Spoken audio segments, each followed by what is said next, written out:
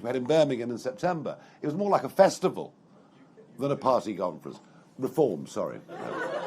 I've led so many parties, it's difficult to keep up. You see an optimism. There's no question, there's no doubt about it. And why? Because they believe we can turn it around. And actually, if you look, you see, for example, what Rudy Giuliani did in New York. He turned one of the most dangerous cities in America to one of the safest cities in America. We've seen economic turnarounds before.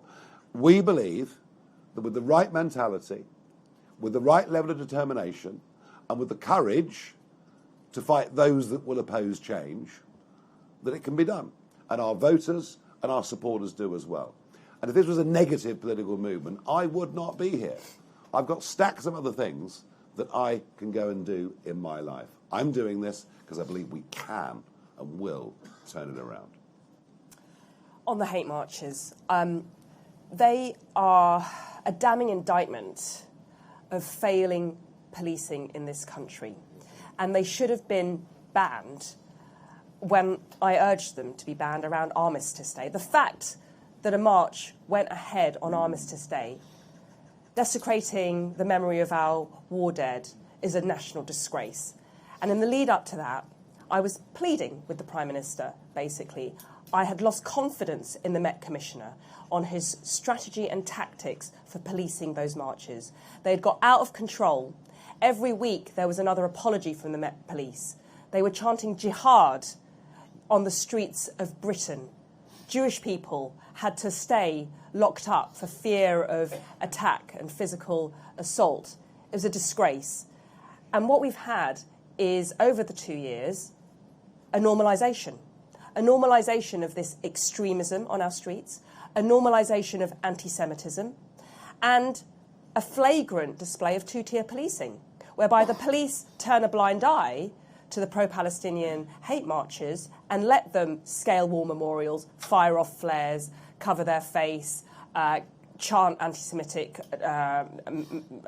chants, and yet a very heavy-handed response to other kinds of protests which tend to connect to the right of British politics. Two-tier policing writ large, a total disgrace and contributory to the undermining of public confidence. And I warned that someone would be killed in 2023. And it is a great shame that 2 years later, members of the Jewish community were murdered on the streets of Britain. Adam from Guido Fawkes. Thank you. Adam Cherry, Guido Fawkes. You mentioned Andy Burnham earlier. So simple question. If Labour does change leader at some point, would they lose their democratic mandate, and should they then call an immediate general election? I think that was a very likely proposition, and I suspect that's the crisis that will engulf British politics at some point this summer. I think the May the 7th results are going to be so catastrophic for Labour, particularly in places like Wales. You know, Keir Hardie, Merthyr Tydfil, Nye Bevan, Michael Foot, Neil Kinnock, constituencies they've held ever since 1918, councils they've run, let alone devolved power for 26 years, giving us the worst NHS, the worst education in the whole of the UK. Now, opinion polls vary, campaigns change. But if the last measures and markers showing Labour at 10% in Wales, virtually disappearing in really what we could call their historic political homeland, then I do think Starmer is going to face a crisis, and I do think the country will scream out for an election. I mean, we could argue that all the while they've got a majority, they can soldier on. But, the other factor in this, and I've said this before, the other factor in this is the state of the economy. And it's much, much worse than anyone believes. You go out to provincial Britain, you go out to small-town Britain. I was in Llandudno a few days ago. I really got the feeling it was on the edge of a cliff, that the local economy was literally on the edge of a cliff. And so even if Andy Burnham thinks we can ignore the bond markets, sorry, matey, but in reality you can't. So, yeah, there is a big crisis coming for this Labour government before too long. Pieter from the Daily Telegraph.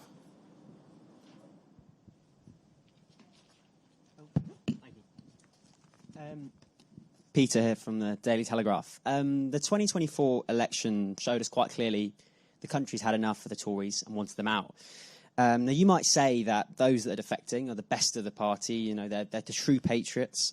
But how do you convince those reform voters who despise the Tories that those politicians wearing a different rosette now represent change? And if I can just throw out a second question, there have been 22, 23 defections. Would you be able to humour us by giving us an indication of how many Tories have approached you to join? Is it 30, 40, sort of more than 50? Just to get a sense of what you're saying no to.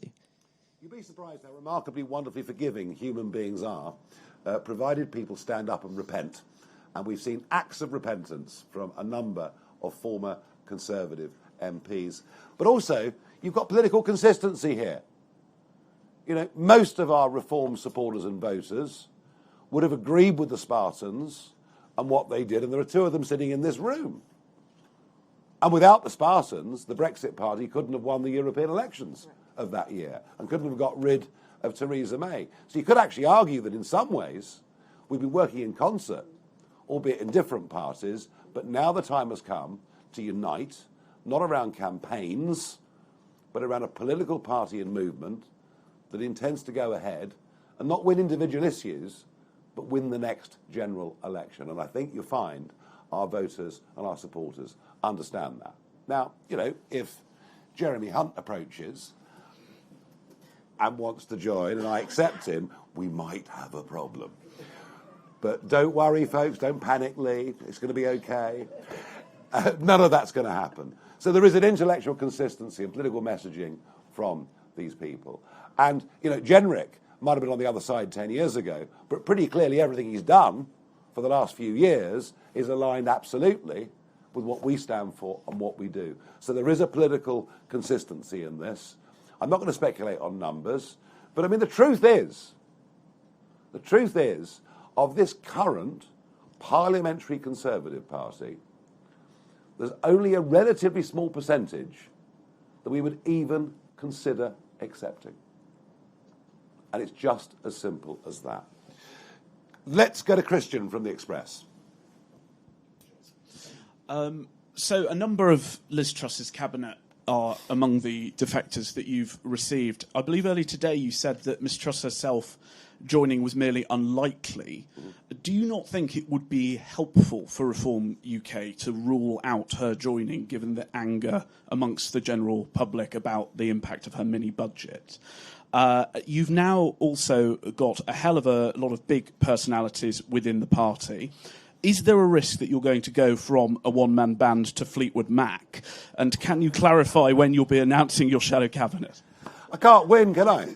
I can't win.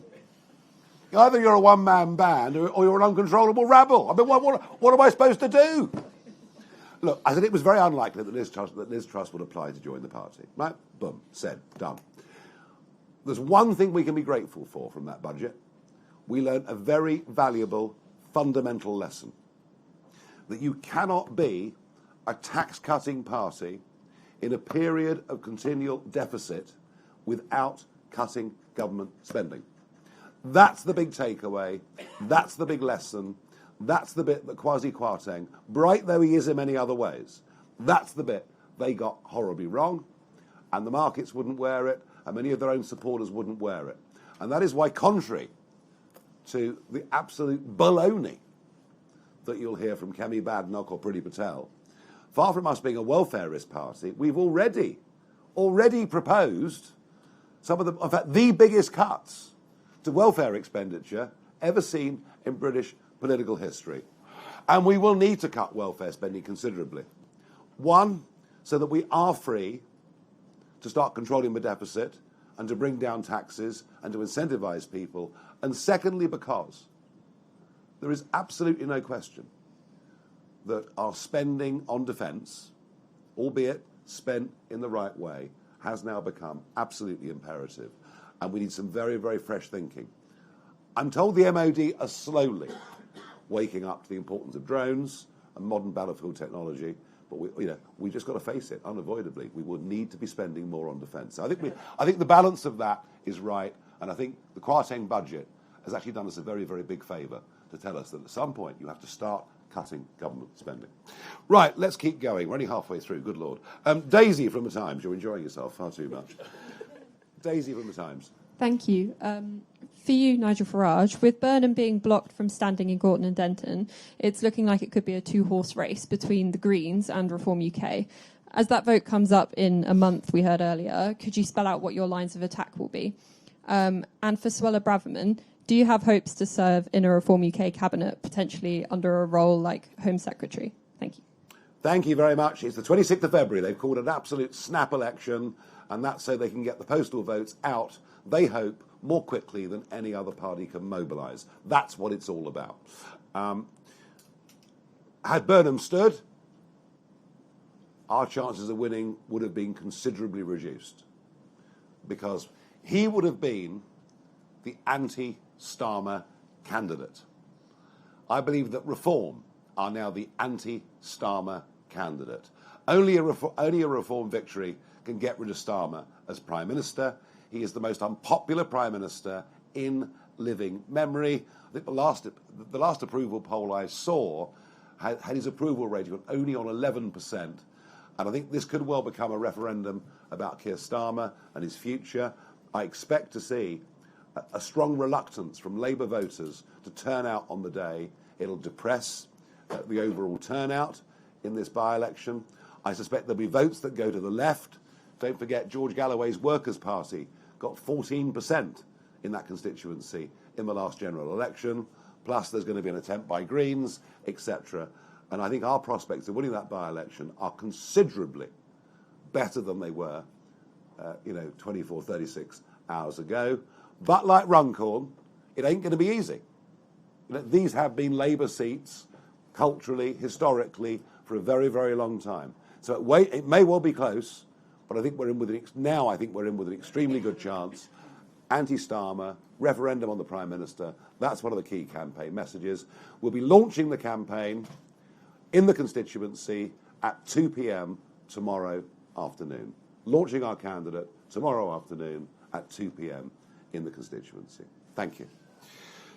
Jason from the Mail.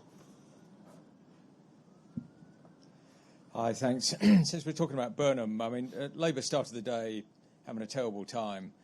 You seem to have taken the spotlight off them today with this sort of attack. Why are you doing Labour a favour? And Suella, can I ask you, you said, Nigel's views are shared by thousands of your constituents. Are you going to have a by-election there? I just find it to come back to this sort of Conservative attack. They seem to be suggesting you've got to be mad to join Reform. Are they right? Well, I have to say, the lower they sink with their criticisms, the more it tells us about them. And I thought Priti Patel yesterday was, frankly, pretty appalling stuff. Pretty appalling stuff. And then the personal attacks on Suella today. Frankly, I think we've dealt with those as effectively as we're going to this afternoon. We're not going to labour the point. Suella said it says more about them than it does about us. We will not sink into the gutter in these debates. I put it as simply as that. We are not doing Labour a favour. We're building an election-winning machine by uniting the centre-right of British politics around Reform. That is what's happening. And I know that at the moment, your newspaper's current editorial line seems to think there should be a merger, that Suella and Ruth Davidson should all get together. And I just don't see it happening. I don't see why it would happen. And also, why would we trust the party not to break its promises and, frankly, let us down again? Anything to add? Listen, I believe in by-elections, definitely. And if I were leaving the Labour Party to go to the Conservatives or government to go to opposition, I think there's a very strong case there for a by-election. But as you heard, I spent the last general election apologising for being a Conservative. And I believe that I won that seat despite the Conservative rosette, not because of it. A lot of polling said that I was going to lose that seat. I put out leaflets saying that we needed to leave the ECHR, which was not my party policy at the time. And the reality is that now that I'm a Reform UK MP, the people of Fareham Waterlooville will have a more authentic Member of Parliament who can speak in alignment with her party much more freely and much more authentically. Thank you. Samara from Talk.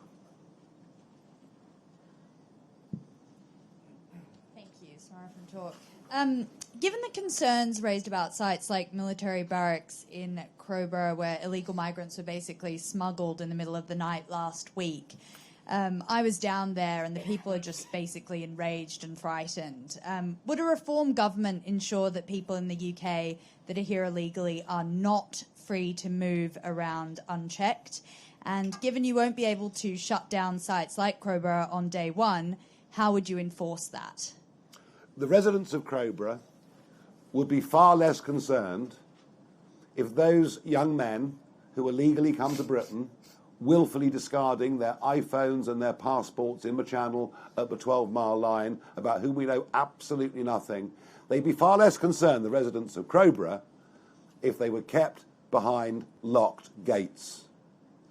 They'd rather they weren't there at all, but the real concern is that these people will be moving freely out within the community. And I'm sorry if people don't like it, but if you allow large numbers of young men to come into Britain from countries with cultures that treat women not even as second-class citizens, don't be surprised when you get incidents such as that caused the uproar in Epping last year. These are major, fundamental, cultural differences. And you know what? Joe Public has absolutely had enough of it. Promise after promise. Stop the boats. We're going to deal with this. We're going to deport people. And I think the real answer lies with the ECHR. But I think the lady sitting to my right knows rather more about this than I do. Nigel said it all. There's nothing more I can add. Listen, the fundamental crux of the problem is we need to regain control over a lot of our detention powers, our deportation powers, and how we empower the state to deliver the swift removal of illegal migrants. That's the cause of this problem we're seeing. And leaving the ECHR is the first necessary step. And I set out the plan, the legal and policy strategy on how to do that earlier last year. And I was very pleased and grateful that Richard Tice supported and endorsed the plan. It's ready to go. Agnes from LBC, we're rattling through now. Aggie Chambray, LBC. Suella Braverman, you said that it was the first time in years that you can finally believe in something. Do you remember when you stopped believing in the Tories? For example, did you believe in the Tory government when you were Home Secretary? And if I may, when you walked into Reform UK HQ this afternoon and saw Lee Anderson and Robert Jenrick and Andrew Rosendale and Danny Kruger, did you have a moment where you panicked and thought you hadn't joined a new party after all? When did I stop believing in the Conservative Party? Listen, I think, I first felt very concerned about things the day I walked into the first cabinet meeting with Rishi Sunak. And I looked around that cabinet room, and I tell you, the first thought that entered my mind was, I don't fit. Rishi Sunak, Jeremy Hunt, Mel Stride, so many people really on the left of the party dominating that cabinet. And I had a sense of foreboding then, but I tried my best internally, and we saw what happened. I ended up falling out with the Prime Minister. We disagreed on so many things. He sacked me in the end. It's actually remarkable that I lasted that long in that cabinet. I think that was the question, wasn't it? Was there another question? Listen, all of the colleagues that I've met today are patriots, they are stalwarts, they've demonstrated immense courage. I am grateful that I can call them friends. And for the first time in years, I feel that I'm part of a great political mission that I can really have confidence and faith and I'm inspired by. And that is something you can't buy. A movement based on realism with lots and lots of optimism. That is what we are. Will from Bloomberg. Thank you. Will Standring, Bloomberg. Suella, as a former Home Secretary and Nigel as the man who hopes to deport hundreds of thousands of people from Britain, I'm wondering what your reflections are on the actions of ICE in the US recently. Is this a model for your own deportation push? Well, they've gone too far, very clearly. And that is why the White House have taken action and sacked Noam today. They've gone too far. I mean, look, if you're confronting a protester that is openly carrying a gun, you've got an issue. But once he's been removed of that gun, then that clearly shouldn't have happened. I mean, look, truth is, There are many, many deaths in America every year caused by the police. There is a different attitude in a country where guns are more freely available. But yes, I think ICE has gone beyond its limits right at the moment. Has it done a good job is another question. And what's really interesting about the numbers that have gone from America is most have gone voluntarily. The ICE agent knocks on the door and says, listen, mate, we know you're here illegally. Please do this the nice way. Go. We'll give you $1,000 spending money when you get there. We'll pay your fare. And by the way, if you want to reapply to come to America under a skills visa, we will not discriminate against you. And that is why over 80% of deportations have genuinely been voluntary. But when it comes to those, that refuse to leave, they clearly take tougher action. The deaths that have occurred have both actually been not with illegal immigrants, they've been with protesters. So big rethink needed in how ICE operates, something the White House has acted, I think, really pretty quickly on. Okay, Emilio from Politico. Hi, thank you very much. Nigel, you said yourself that some of the people that you're welcoming here failed in government. Why do you want so many people who have proved that they can't do the things that you want to do in government around you? Why recruit all these failures if they're failures? And Suella Braverman, you said Nigel doesn't waver and he's consistent. I mean, it's easy to be consistent if you're not in power. And obviously you know that. You've been in government and you've had to compromise. So should you not think slightly differently about him? Nobody in life that's been successful, nobody that's been really genuinely successful has not had a series of failures along the way.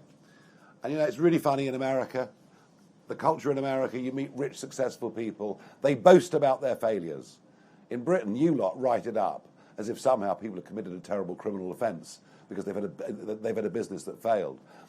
I'm going to say this on Suella's behalf. Her failure wasn't to deliver the policy objective she had, and the same applies for others. The failure was to persuade her own government, her own party, to do the things that were necessary to achieve that success.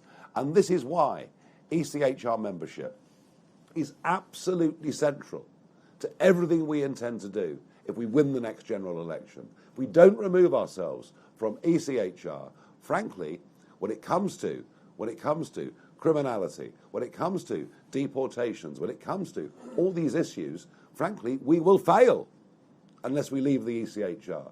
And I think, you know, for me, excuse me, from the outside, you know, it's the Conservative Party saying it will do Rwanda, saying it will do this and do that, whilst at the same time being in the ECHR, facing both ways at the same time, thinking that appeals to a broader electorate. And our feeling is, you know, when the recent opinion polls show that 74% of Britons in polls think Britain is broken, they're ready for radical action and different thinking.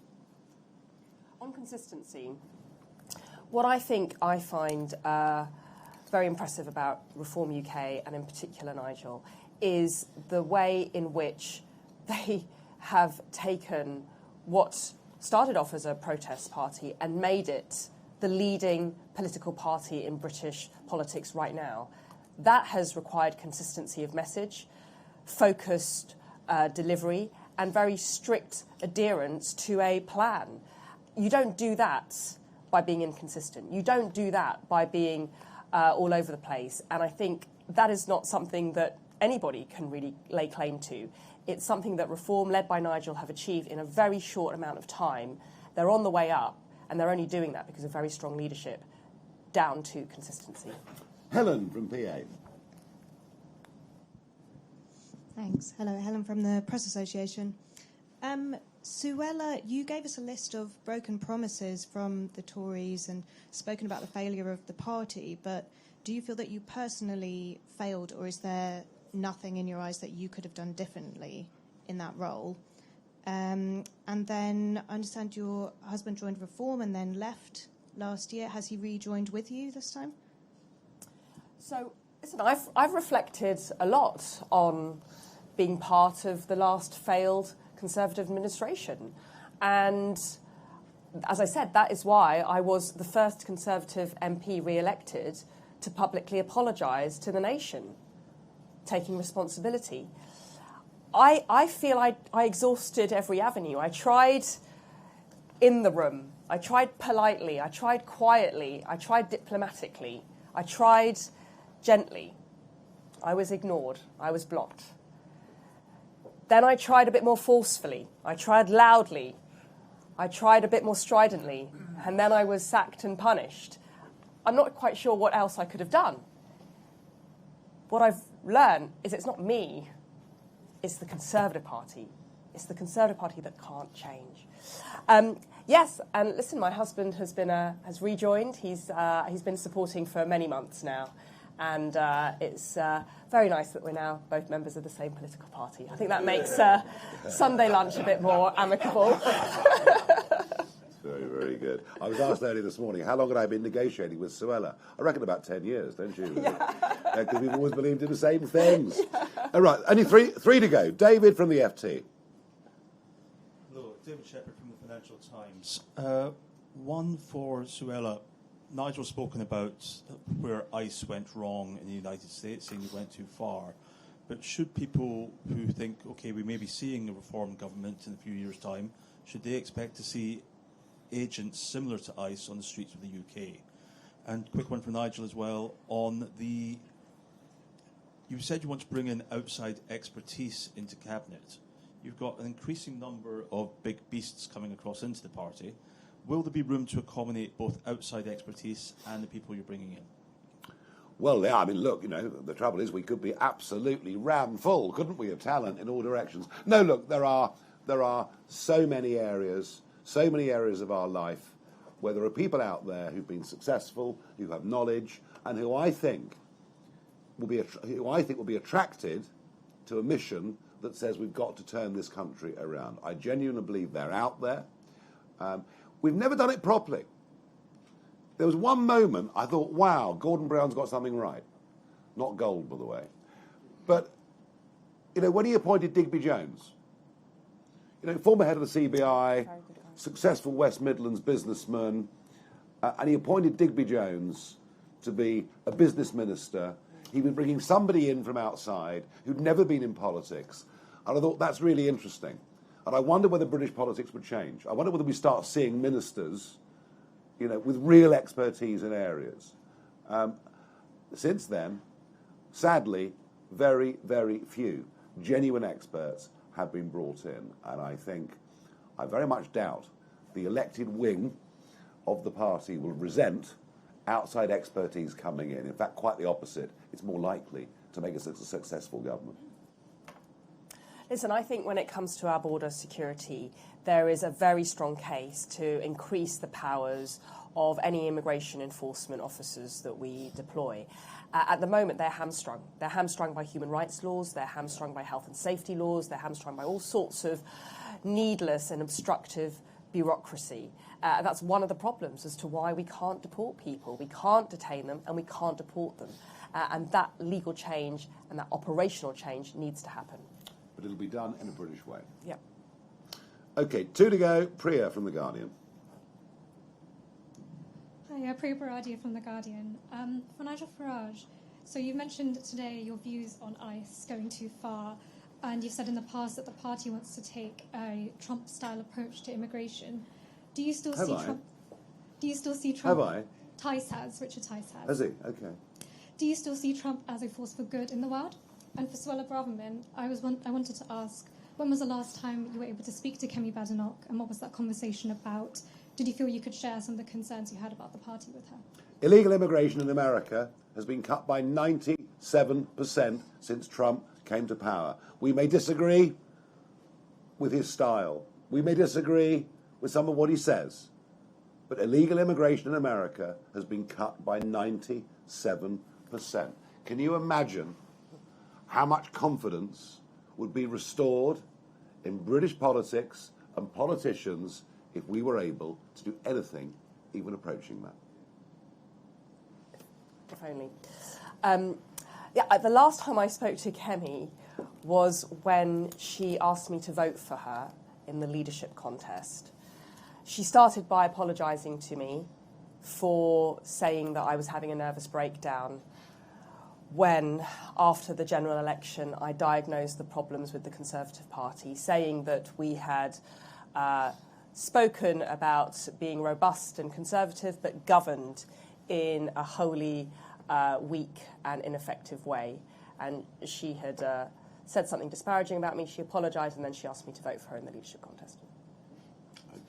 Right, the last question. The last question of the day goes to Jane from the iPaper.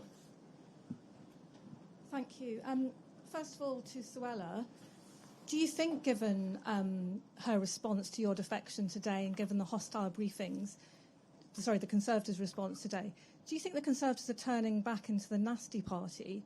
And to Nigel, do you think this kind of behaviour is going to drive more defections into your arms? I think it is a very toxic and unhealthy party, and I'm afraid that is the consequence of a failing group of people. They're all panicking. Pretty much every Tory MP I know is incredibly worried about losing their seat, about what is happening to the party. There is a very low morale within the Conservative Party. We are losing members. We are losing elections. We are... It's the they. They. It's going to take some time for me to break that habit. I made the same mistake earlier. They are losing elections. They are trailing in the polls. They're dying on their feet, and this is just, it's very sad to watch. This was a great party once upon a time. This is the party of Thatcher and the party of Churchill. Look what it's become. They will get nastier still. They will get nastier still. You see, they know what you probably don't yet know, because they haven't shared it with you. They know what their polling is telling them for May the 7th. They know the cataclysm that they're on the edge of on May the 7th, when they cease to be a national party. And therefore, they will do literally anything they can between now and then to discredit us and to discredit me. And if they've used one or two nasty words about Suella today, that's absolutely nothing compared to what I'm about to get in the course of the next 2 months. But you know something? It'll make absolutely no difference with the electorate whatsoever. They're absolutely sick of the bitterness and infighting, the psychodrama that the Conservative Party put the whole country through for several years leading up to the last election, and which I sense the Labour Party itself is about to be engulfed by. And so, for us going forward, the biggest and most important thing for us to do, particularly with an extended team and some big characters and some big figures, the single most important thing for us to do is, when we have disagreements, we have them behind closed doors. We settle our arguments in private with respect for each other. And if we were to slip into those same mistakes as the other parties of publicly fighting each other, they view us with similar contempt, which is why we're not going to do it. Thank you, everybody. Next time, bring your popcorn. Thank you. It's a long old press conference, wasn't it?